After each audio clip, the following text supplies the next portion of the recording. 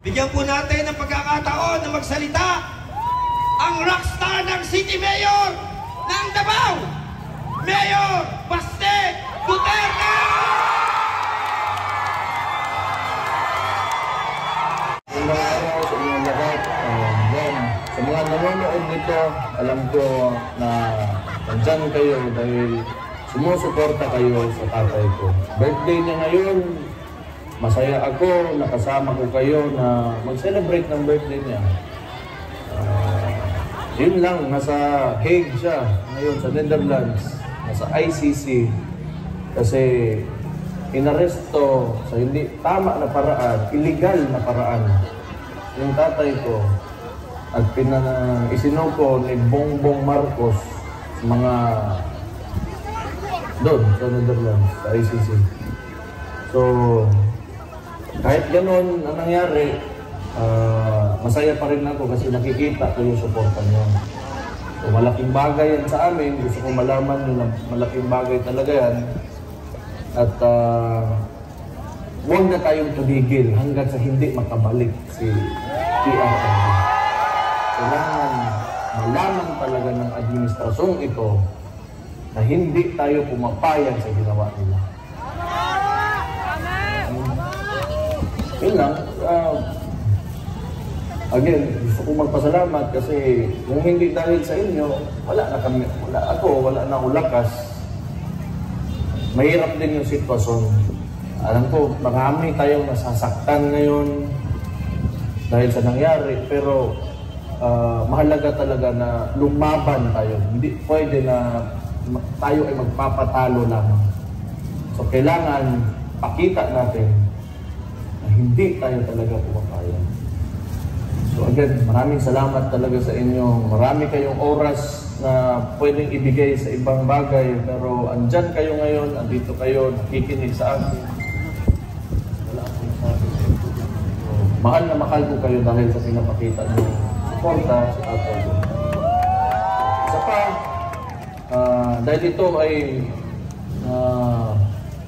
resulta ng tingin ko na sobrahan ng politika ito si Marcos dahil tingin ko takot talaga sila na tumakbo yung kapatid ko sa 2028 kaya maraming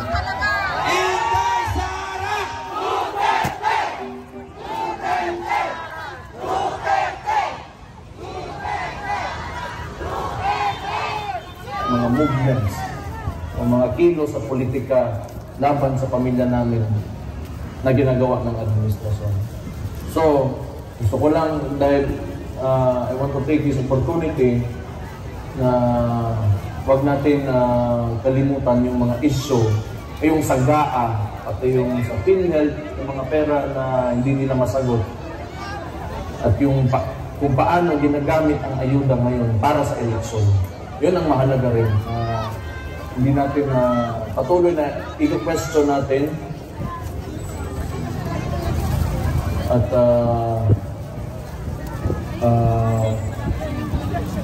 bigyan ng pansin.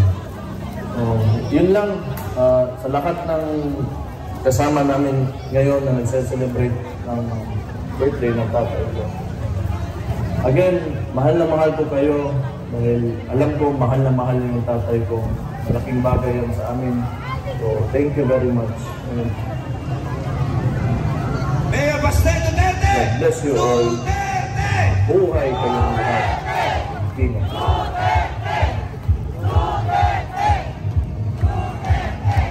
Papasahin muna po ang mensahe ng ating mahal na Vice Presidente, Inday Sara Duterte!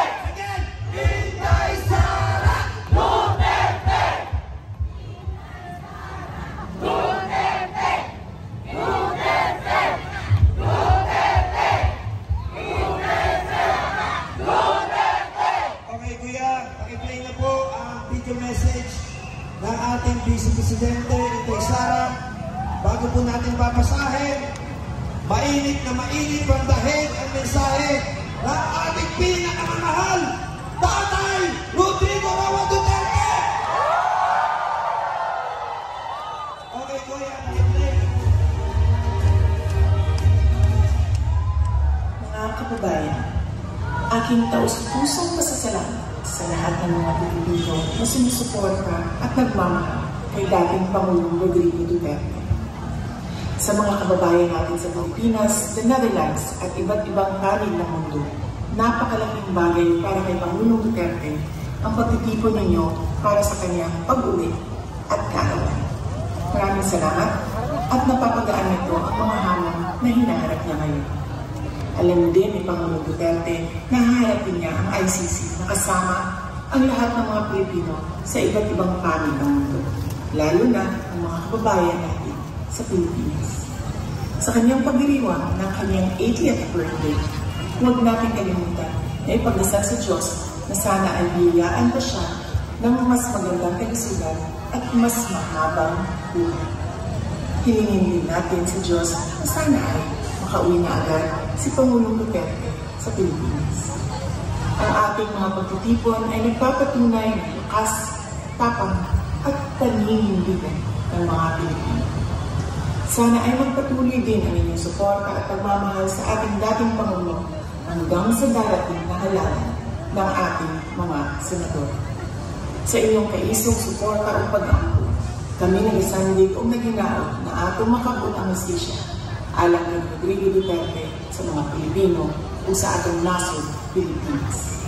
Syukran.